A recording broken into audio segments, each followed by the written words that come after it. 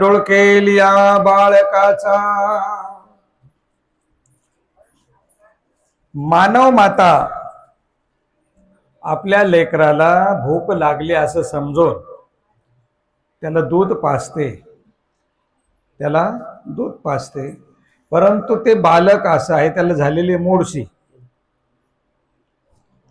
त्यामुळे दूध पाजल्यानंतर ते उलटी करतं. काय करतं लेकरू? उलटी करतं. तसं परमेश्वर का परमेश्वराचे तत्परायण ज्ञानीये तुम्हाला वारंवार उपदेश करतात, परंतु बाळकाप्रमाणे आपण जे घेतलं ज्ञान ते पुन्हा वपून टाकतो. ते शरीरापर्यंत नेत नाही, ते वरवरच. त्यामुळे तुम्हाला जो लाभ व्हायला पाहिजे ईश्वर भक्तीचा, ईश्वर भेटीचा, तो लाभ होत नाही. कारण जे ज्ञान तुम्हाला दिलंस, गुरुने दिलं, संतांनी दिलं, ज्ञानी पुरुषांनी दिलं किंवा परमेश्वराने जरी दिलं, तरी जीव हा स्वार्थी असल्यामुळे घेतलेलं ज्ञान तो आत्मप्रवेशन म्हणजे त्याचं चिंतन मनन करून निदध्यासन करून हृदयापर्यंत नेत नाही. ते घेतलेलं ज्ञान तिथंच ओकून टाकतं. त्याच्यामुळे ही फजिती आपली जी चालू आहे, कृतयुगात जन्माला आलो, 1,00,000 वर्षाचा मनुष्य देह मिळालं, पण तिथेही ईश्वर भक्ती केली नाही. त्रेतयुगात आलो, तिथे 10,000 वर्षाचं आयुष्य आपल्याला मिळालं, तिथेही देवाने सांगितलं तसं वागलो नाही. द्वापर युगात आलो, तिथे 1,000 वर्षाचं आपण आयुष्य भोगलं, तिथेही देवाने सांगितलं तसं वागलो नाही. कलियुगात आलो, आता इथं 100 वर्षाचं आयुष्य कलियुगाचं आपल्याला मिळालेलं आहे. असा ऱ्हास होत गेला युग परत्वे, तरी आपण अजूनही सुधारलेलो नाही. हेच दुर्दैव आहे. जे देवाला अपेक्षित आहे, आपलं वागणं, आपलं उठणं, आपलं बसणं, ते अजूनही आपण न स्वीकारल्यामुळे त्या लहान लेकराने आपण घेतलं ते बघतोय. म्हणून हा दृष्टांत देवाला सांगावा लागला जे आपल्यासाठी. तर हा डोळकेल या बाळकाचा दृष्टांत, याचा जो प्रकरणवश आहे, हा दृष्टांत देवाने वेरूळ येथे देव मुक्कामाला आहेत 10 महिने, आणि त्यावेळेला चांगदेव भट्ट आणि डखले या दोघांच्यावर हा दृष्टांत निरूपण केलेला आहे. एकांक. डखलया चांगदेव भट्टा ते श्री दत्तात्रेय प्रभूच्या दर्शना पाठवणे. आमचे स्वामी श्री दत्तात्रेय प्रभूंची महिमा वर्णन करत होते. आता ते पुढे येत आहे. गोसाव्यासी चतुर्विधाचा मढी अवस्थान झाले. वेरूळला चतुर्विधाचा मठ होता, तिथे देव मुक्कामाला आहेत. एकदी गोसावी श्री दत्तात्रेय प्रभूंची महिमा निरूपित होते. श्री दत्तात्रेय प्रभूंची महिमा, श्री दत्तात्रेय प्रभू हे त्यांचं दर्शन हे अमोघ आहे. म्हणजे त्या परमेश्वर अवताराचं ज्या ज्या भक्ताला दर्शन झालं ते निष्फळ निरर्थक गेलेलं नाही. श्री दत्तात्रेय प्रभूंचं दर्शन झालं की त्या जीवाला लाभच लाभ, असं श्री दत्तात्रेय प्रभूंचं दर्शन आहे. ही महिमा देव भक्तजनाला त्या ठिकाणी निरूपण करत होते पुढे चतुर्विधाच्या मठात. आणि त्यावेळेला तो डकलाने चांगदेव भट्टी म्हणितले. आणि हे ऐकून आपणही, जर खूप सुंदर प्रवचन होत असेल, आपल्या हृदयाचा ठाव घेणारं, आपल्याला मंत्रमुग्ध करणारं, आपल्याला या संसारातून सगळं बाजूला काढून त्या ईश्वर नामामध्ये तल्लीन करणारं, आपल्या हृदयापर्यंत जाणारं जर प्रवचन जर होत असेल, तर त्यावेळेला आपला सुद्धा भाव एवढा वाढलेला असतो, असं वाटते तात्काळ सगळं सोडावं आणि देवाचं व्हावं. काही तथ्य उरलेलं नाही. या नैश्वर प्रपंचात काही सार उरलेला नाहीये. हे सगळं दुःखालय आहे. हे दुःखाची जनिते आहे. आणि परमेश्वर तोच एक तारक आहे. ते प्रवचन ऐकून तशी भावना आपली तयार होते तत्क्षणी, आणि असं वाटतं सगळं आसार आहे. प्रवचनाचा आसार असा होतो आपल्यावर की सगळं सोडून द्यावं आणि देवाचं भाव. तसं इथे श्री दत्तात्रय प्रभूंची महिमा ऐकल्यामुळे डकले आणि चांगदेव भट्टांना असं वाटलं, जिजी आम्हा श्री दत्तात्रय प्रभूचे दर्शन व्हावे. जर इतकी महिमा जर आहे श्री दत्तात्रय प्रभूची, तर त्यांचं दर्शन आम्हाला झालंच पाहिजे. श्री दत्तात्रय प्रभूंचं दर्शन झालं पाहिजे. त्याच्यावर देव काय म्हणतात, सर्वज्ञ म्हणले ते कांगा होई. ते तुमच्यासारख्या आभाग्याला का होईल? तसा अधिकार तुम्ही जोडलेला नाही की श्री दत्तात्रय प्रभूंचं दर्शन तुम्हाला व्हावं. तसा अधिकार तुम्ही जोडलेला नाही. देवाच्या सन्निधानात आहेत तरी, प्रत्यक्ष होयदृश्य परमेश्वराच्या सन्निधानात आहेत, आमच्या स्वामींच्या सन्निधानात आहेत, तरी सुद्धा देव म्हणतात तुम्हाला दर्शन होणार नाही. म्हणजे श्री दत्तात्रय प्रभूंचं दर्शन व्हावं अशी योग्यता जोडलेली नाही. का? ते अमोघ दर्शन किंगा. ते दर्शन असं आहे, अमोघ आहे, जे दर्शन झालं असता वाया जात नाही. नाही तर आपण काही वेळा दर्शन घेतो, गुरुचं घेतो, मार्गाचं घेतो, स्थानाचं घेतो, प्रसादाचं घेतो, पण आपल्यावर काहीच परिणाम होत नाही. आपल्यात काही परिणाम होतो का? नाही.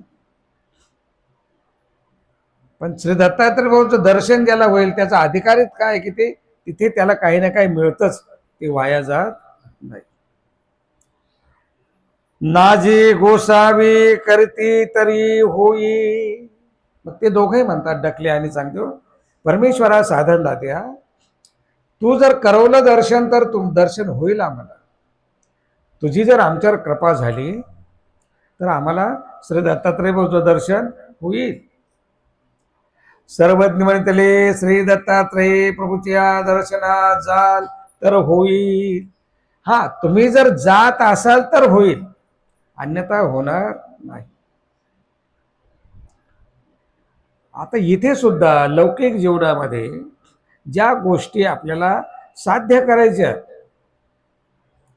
तो प्रवासच करण्याची आपली इच्छा नाही आहे, तिथपर्यंत आपण पोहोचत नाही, फक्त मिळालं पाहिजे अशी अपेक्षा ठेवतो. जी गोष्ट साध्य करायची आपल्याला, तो प्रवास जर केला तर मिळेल. स्मरण साध्य करायचंय असं धरून घ्या, स्मरण परमेश्वराच्या लेखी लागलं पाहिजे, तर त्या धारणेवर तुम्हाला जावं लागेल. तुम्हाला मन एकाग्र करावं लागेल, चित्त एकाग्र करावं लागेल, बुद्धी एका जागी आणावं लागेल, आणि जे काही निरर्थक आलिंबन मनाच्या ठिकाणी लोंबलेलपण आहे, ते लोंबलेपणातून तुम्हाला दूर व्हावं लागेल. म्हणजे सगळ्या गोष्टी विसराव्या लागतील. आणि त्या तल्लीनतेवर जर गेले, हातात माळ आल्यावर बाकी काहीच नाही, घर नाही, संसार नाही, लेकरं नाही, बाळं नाही, दार नाही, शेती नाही, बाडी नाही, नोकरी नाही, कंपनी नाही, काही नाही, फक्त मी आणि देव. नाही तर मग इकडे माळ घातात आणि तिकडे पेट्रोल पंपाची ग्राहक आलं की नाही आलं, किती झालं, किती साठा संपला, किती आला, किती घ्यायचा, स्मरण होणारच नाही. ते स्मरण नाही. तुम्हाला तिथे एकरूप व्हावं लागेल, त्याच्यात स्वतःला शिरावं लागेल. जे ज्या क्षेत्रात असेल त्याला त्याचं सर्व विसरून परमेश्वराच्या नामाशी सायुज्यता गाठावी लागेल, एकरूप व्हावं लागेल. सायुज्य होणं म्हणजे एक समान होऊन जाणं.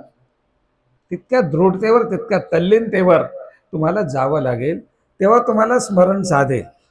तसं तुम्ही 10 तास नाही 24 तास मी माळ फिरवत राहिले तर तुमचं स्मरण एकही लेखी लागणार नाही, जेव्हा तुमचं मन आणि चित्त एका जागेवर नसेल.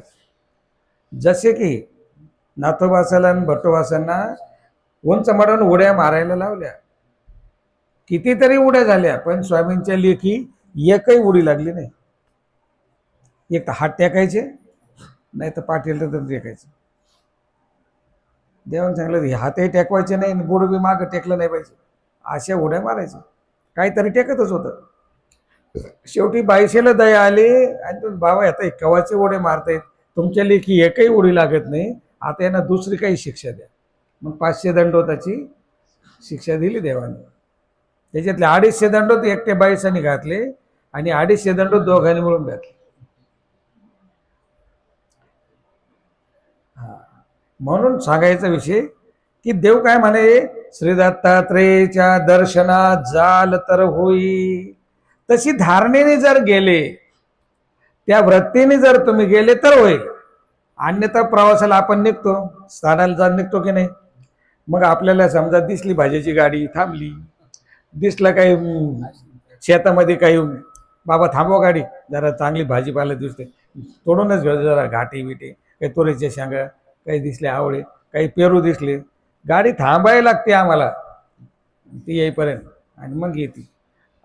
निघलो कुठे आणि चाललंय काय, आशाने देव होणार नाही.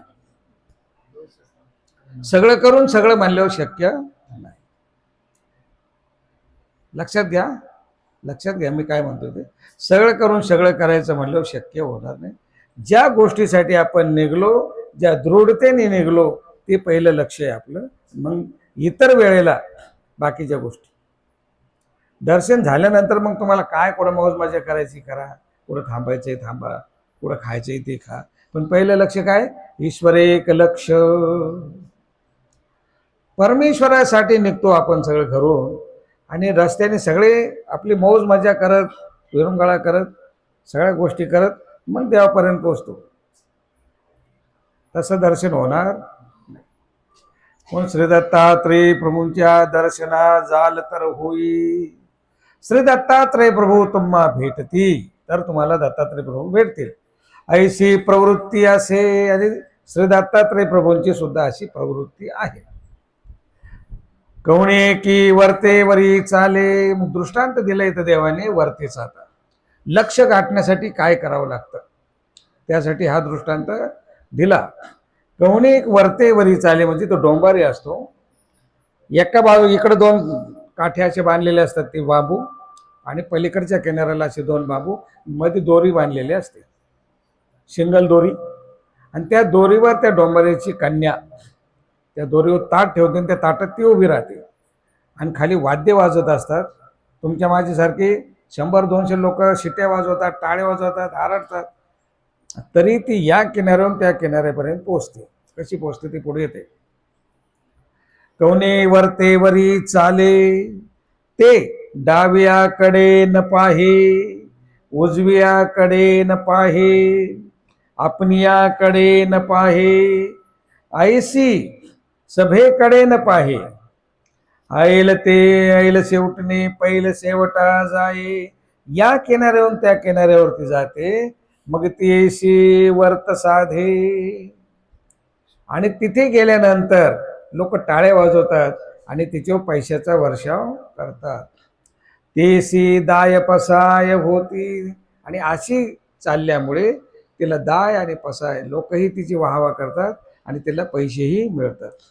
तसं परमेश्वरासाठी जो निघालेला साधक आहे, ज्याला देव मिळवायचंय, त्याने या वर्तेच्या दृष्टांताप्रमाणे आपलं आचरण ठेवावं लागेल. आपणही त्या वर्तेवर साधण्यासाठी, देव प्राप्त करण्यासाठी आता आपण निघालो. आपल्याला पथ्य काय सांगलेत, उजव्याकडे न पाहे, डावीकडे न पाहे, सभेकडे न पाहे, आपण्याकडे न पाहे. डावी आणि उजवी म्हणजे आता एक तर देवता भक्ती बी आहे, एकीकडे प्रपंचही आहे, एकीकडे मी म्हणजे अहमपणा, म्हणजे माझ्यासारखा मार्गभजक कोणी नाही, माझ्यासारखा दानशूर कोणी नाही, माझ्यासारखा मननशील कोणी नाही, माझ्यासारखा स्मरणनिष्ठ कोणी नाही. मीपणा जिथे येतो त्यानेही देव भेटत नाही. मीपणा कुठेच आलं नाही पाहिजे. मी कोणी नाही, हे सर्व देवाचं आहे. देव देते आपुले. ही परमेश्वर करून घेतोय, मी फक्त निमित्त मात्र आहे. अशी धारणा प्रत्येक क्रियेमागे जीवाची असायला पाहिजे. पण मीपणा जिथे आला तिथे वर्त साधणार नाही.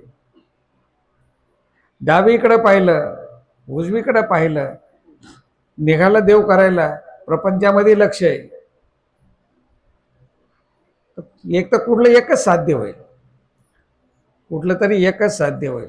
त्याच्यात किती गुतायचं, किती त्याच्यामध्ये रममान व्हायचं, हे ज्याचं त्याने ठरवायचं. सभेकडे न पाहे, इतर जण काय करतात तिकडं पाहतो आपण. तो लक्षच देत नाही, तो देवधर्म करत नाही, तो देवाला जात नाही, तो क्रियाच करत नाही. घेणं नाही त्यांना काय गरज आहे का? लोकांकडे पाहण्याची, लोकांच्या टिवले बावले करण्याची आपल्याला काही गरज नाही. पण जीव स्वभाव, जीवाचा हा स्वभाव, या स्वभावामुळे सुद्धा तुम्ही देवापर्यंत पोहोचत नाही. इतरांचे गुणदोष पाहत बसू नका. सभेकडे पाहे म्हणजे इतरांचे गुणदोष पाहणे. इतरांचे गुणदोष पाहण्यात वेळ घालवू नका.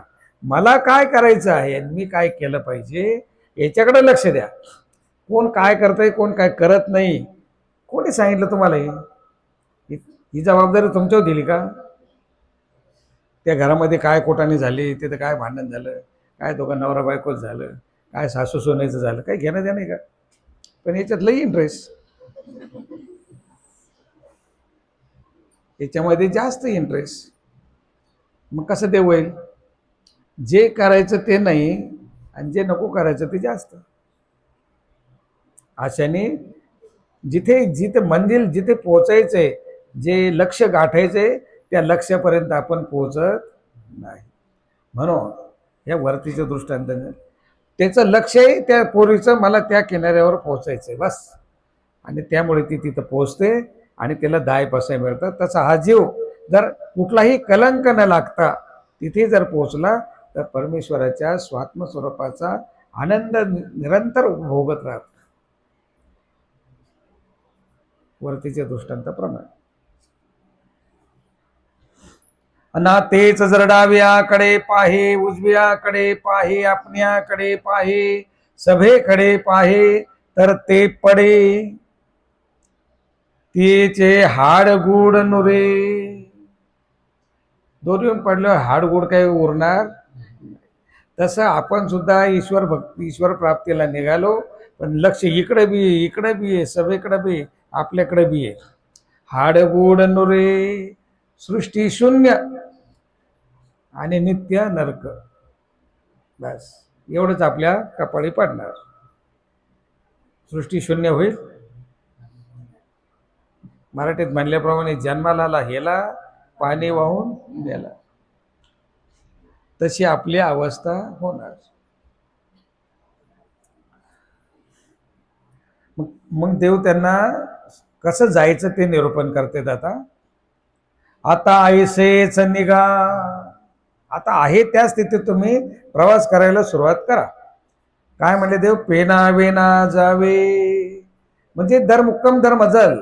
पेनावेना म्हणजे दर मुक्कम दर मजल चालत राहा. उपेने न करावे, एका जागी 2 मुक्काम करू नका. एका जागी एकच मुक्काम करायचा, लगेच चालू लागायचं, दुसरा मुक्काम करायचा नाही. संबंधियाच्या गावा नवचावे, जिथे जिथे तुमचे संबंधी आहेत म्हणजे नातलगे, त्या गावाला जायचं नाही. एकी भिक्षा निघावी, एकाच घरची भिक्षा घेऊ नका. ऐशा परी मातापुरा जावे, अशा पद्धतीने तुम्ही मातापुरा म्हणजे माहुरला तुम्ही जायचं. पहिले घाटातळी, तिथे पर्वताच्या रांगा आहे सह्याद्रीच्या पहिल्या रांगेला संन्यासीचे निवेशे भेटती. संन्यासीच्या भेटेमध्ये लोक येतील, ते तुमचे पुसती, ते तुम्हाला विचारतील तुम्ही के जाता, तुम्ही कुठे जात आहात? तुम्ही म्हणाल आम्ही श्री दत्तात्रय प्रभूच्या दर्शना जातो. तुम्ही त्यांना म्हणसाल आम्ही श्री दत्तात्रय प्रभूच्या दर्शनाला जात आहोत. श्री दत्तात्रय प्रभू ते आम्हीची, ते तुम्हाला म्हणतील श्री दत्तात्रय प्रभू आम्हीच आहे, पुढं जायची गरज नाही. ऐसे म्हणती परी ते नभती, परंतु ते श्री दत्तात्रय प्रभू नसणार आहेत. जे संन्यासाच्या विषयात भेटतील ते श्री दत्तात्रय प्रभू नसणार आहेत.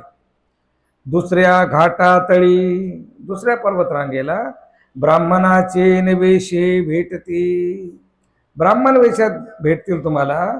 ते म्हणते आम्ही श्री दत्तात्रय प्रभू, आम्ही श्री दत्तात्रय प्रभू आहोत. परी तेही नवती, ते श्री दत्तात्रय प्रभू नसणार आहेत. घाटाचा माथा टेक वर, टोकावर मिरवाळ्याची पाळी, मिरवाळा तळ त्याच्या काठाला भिंतीजवळ. दारवंठा, त्या दारवंट्याच्या बाहेर गोंधळा चौकडा वाते, गोंधळाच्या वेशामध्ये चौघडा वगैरे तिथे वाजत असेल. निळीची अंगी, निळीचीच चळणा, निळीचेच टोपरे, म्हणजे त्या वस्त्राचं नाव आहे. त्याचीच अंगी असेल, त्याचंच टोपी असेल, तिचीच ती खालचा पायजमा. कवड्याचे आभरण, गळ्यामध्ये कवड्याच्या माळा असतील, कारण गोंधळाचा वेश तसा असतो. ते म्हणती आम्ही श्री दत्तात्रय प्रभू नव्हो, आम्ही श्री दत्तात्रय प्रभू नाही. परी तेच होती, पण ते श्री दत्तात्रय प्रभू आहेत. ऐसा गोसावी तयासी विधी विहिला. हे सर्व कशामुळे चाललंय? श्री दत्तात्रय प्रभूंची महिमा ऐकल्यामुळे श्री दत्तात्रय प्रभूंचं दर्शन झालं पाहिजे, ही भाव वाढला, भाव. आणि त्या भावामध्ये हे निघालेत. आता भावविभोर झाले प्रवचन ऐकून देवाचं, आणि त्या महिमा ऐकून ते निघालेले आहेत. आणि आता देवाने त्यांना हे पथ्य सांगितलेत की दत्तात्रय प्रभूंना जर भेटायचं असेल तर हे पथ्य पाळायचे. पेना बेना जावे, उपेने न करावे, संबंधिया न भेटावे, संबंधियाच्या गावा नवसावे, एकी गरीबी एकी भिक्षा न घ्यावी. असे जर गेले, पहिल्या याच्यात संन्यासाचे वेशात भेटतील, ते म्हणतील आम्ही श्री दत्तात्रय प्रभू, ते नसतील. दुसरे ब्राह्मणाच्या वेशात भेटतील, ते म्हणतील आम्ही श्री दत्तात्रय प्रभू, तेही नसतील. आणि तिसरा मेरुवाळाची पाळी, गोंधळाच्या वेशामध्ये, निळीचीच टोपरे, निळीचीच चळणा, निळीचीच अंगरखे, ते म्हणतील आम्ही श्री दत्तात्रय प्रभू नाही, परंतु तेच असतील. ऐसा गोसावे तयासी विधी विहिला, असं सगळं त्यांना सांगितलं कसं जायचंय ते.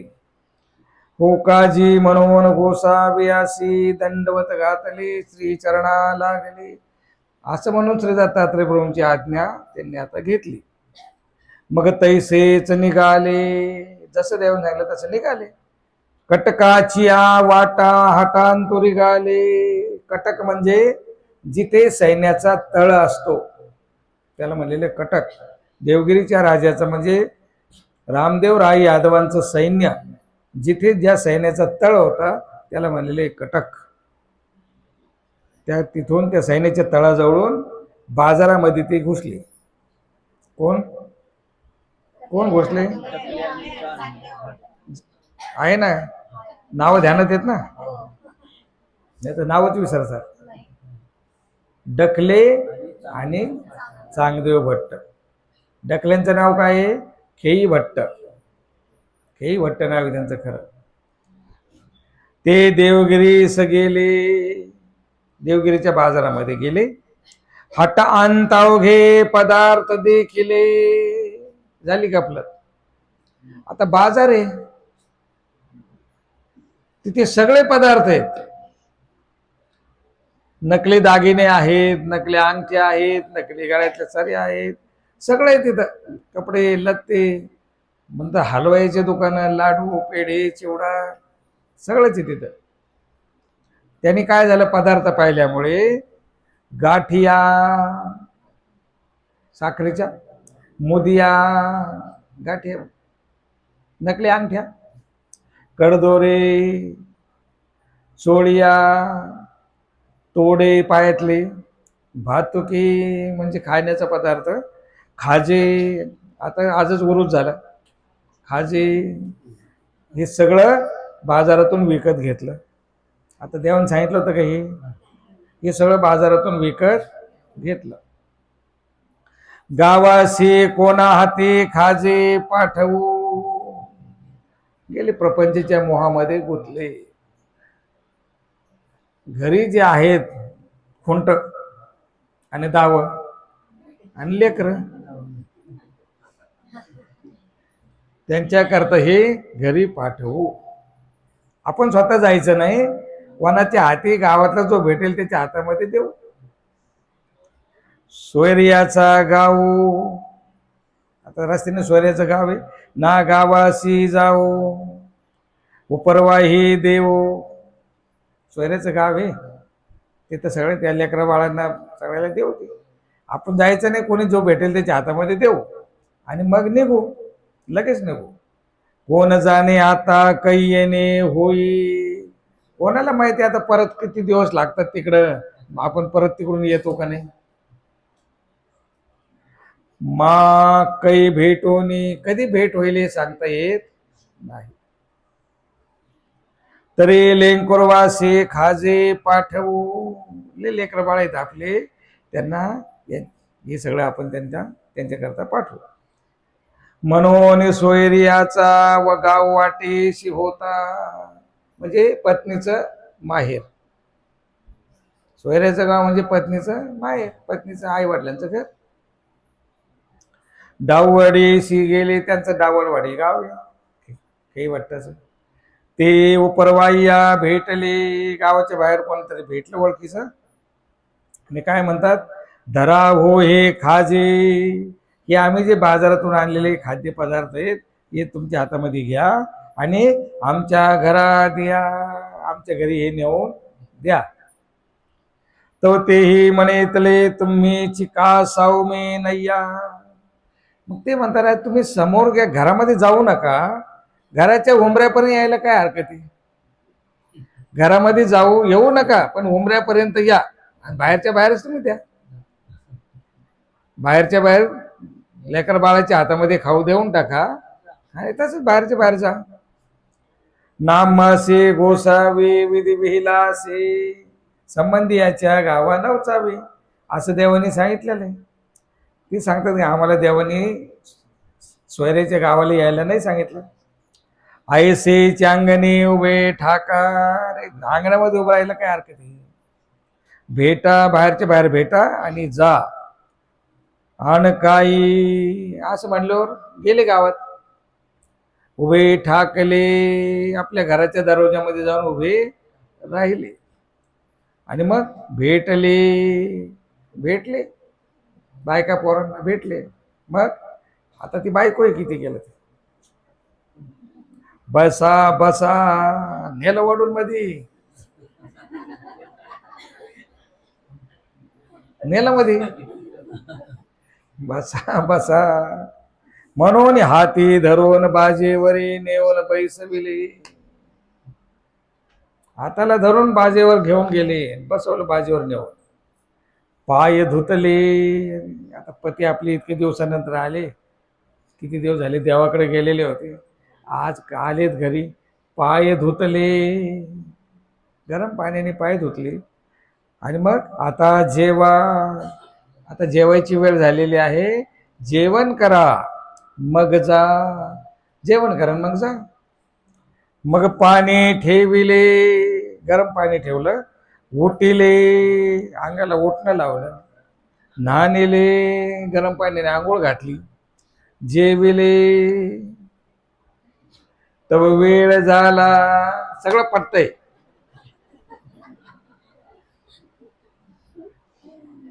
कसं मनापासून हसू येते की बरोबर आहे ना. संध्याकाळ झाली, मग राहिले मुक्काम. निजयले, झोपले तिथंच. सवेळेशीच उठले, भले पहाटे उठले. मग निघाले. तर चांगदेव वट्टी म्हणितले, चांगदेव भट्ट डकलेला म्हणतात.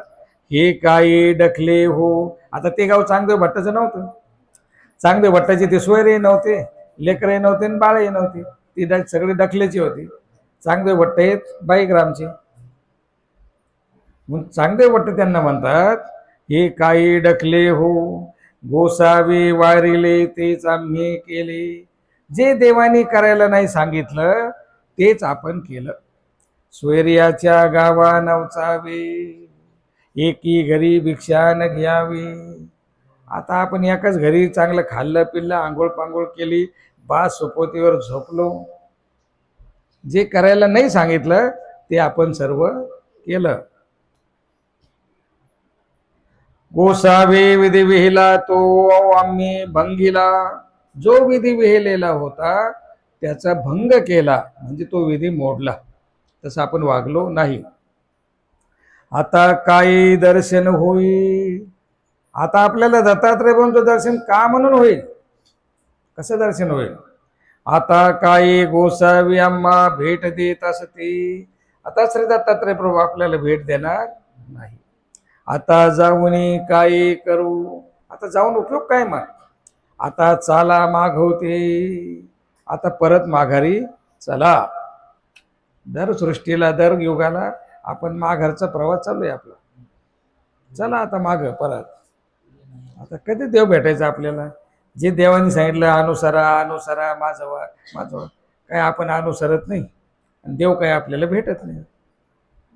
चला माग. निघाले माग. मग ते मागवते गोसावियाच्या दर्शनास आले. आलेच पुन्हा वेरूळला देवाच्या दर्शनाला. मग तेही अवघी व्यवस्था सांगितली. जे घडलं ते सर्व देवापुढे त्यांनी सांगितलं. मग सर्वज्ञ म्हणितले. मग देव म्हणतात श्री दत्तात्रय प्रभूचे दर्शन ते अमोघ किंगा. श्री दत्तात्रय प्रभूंचं दर्शन हे अमोघ आहे. भलत्या सलत्याला दर्शन होणार. दत्तात्रय प्रभूंचं दर्शन भलत्या सलत्याला होणार नाही. निष्कलंक व्हावं लागेल. निष्कलंक. कुठलाच डाग नसावा. बेडाग. जो बेडाग असेल त्याला दर्शन होईल. आता इथे आपण संसारात सगळे डाग लागले. तूने मुझको जग में भेजा निर्मल देकर काया. आकर के संसार में मैंने इसको दाग लगाया. जन्म जन्म की मैली चादर अब क्या दाग छुड़ाऊं. मैली चादर ओढ़ के कैसे द्वार तुम्हारे आऊं. मैली चादर ओढ़ के कैसे. अशी मळलेली चादर आहे. इतके डाग लागले त्याच्यावर. ते डाग धुतल्या जात नाही. आणि मग कसं देव आपल्याला स्वीकारात घेतील? इतके डाग जर आहेत तर देव आपल्याला स्वीकारात घेतील कसे? कसं दर्शन देतील? दर्शन दुर्लभ आहे. दर्शन होणं सोपं नाही. ते अमोघ दर्शन. ते तुम्हासी कांगा होई. का म्हणून होईल तुम्हाला दर्शन? अशी ही चादर मळलेली आहे. कसं दर्शन होईल? एक डाग धुतला तर दुसरा आहेच. दुसरा धुतला तर तिसरा आहेच. अशी चादर मळलेली आहे जन्मोजन्मी सृष्ट्यानुसृष्ट्या. सर्वज्ञ म्हणतले कोणी एक माता असे. आता हा दृष्टांत आला जो आपल्याला घ्यायचा होता. कोणी एक माता मानव माता आहे. ते आपल्या लेंकुरवासी पेहे दे. पेहे म्हणजे पातळ पंचपक्वान्न आहेत. लेहे पेहे चोष्य भोज्य म्हणजे काही चोकून खायचे पदार्थ, काही प्यायचे पदार्थ, काही चावून खायचे पदार्थ आहेत. भोजन 5 प्रकारचे आहे. लेहे पेहे चोष्य भोज्य बळीटी इज्जा असे 5 प्रकारचे पक्वान्न आहेत. की पेहे म्हणजे पातळ म्हणजे दूध. दूध ते डुळकी. ते दूध पिल्यानंतर डुळकते म्हणजे ओकतय. मागवते दे. पुन्हा देते त्याला. त्याला माहिती की याला भूक लागली नाही, याला याच्या पोटात दूध गेलं पाहिजे. मग ती पुन्हा त्याला दूध पाजते. ते पुन्हा डोळकी पुन्हा ओकून टाकतं. मागवते दे, मागवते डुळकी, मागवते दे, मागवते डुळकी. तसं परमेश्वर प्रत्येक सृष्टीला जीवाला ज्ञान देतो, प्रत्येक सृष्टीला.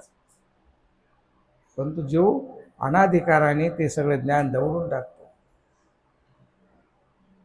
एका सृष्टीत एकदाच ज्ञान देव परमेश्वर पण होतो. पण जीव अधमतीने, अधगतीने, अधरतीने ते दवडून टाकतो. पुन्हा दुसरी सृष्टी येईल तेव्हाच पुन्हा ज्ञान. जीव असं डोळकतोय, वक्तोय. पण परमेश्वराला केव आहे, याचं भलं झालं पाहिजे, याचं भलं झालं पाहिजे. म्हणून परमेश्वर पुन्हा पुन्हा काही ना काही मार्गाने या मार्गावर तुम्हाला आणतात. परंतु आपण असं जीव असा अधम आहे की पुन्हा तो तिकडेच रेंद्यामध्येच जातो, त्याला इकडच्या सुखाची गोडी नाही. मग सेजिया सायलिया म्हणती.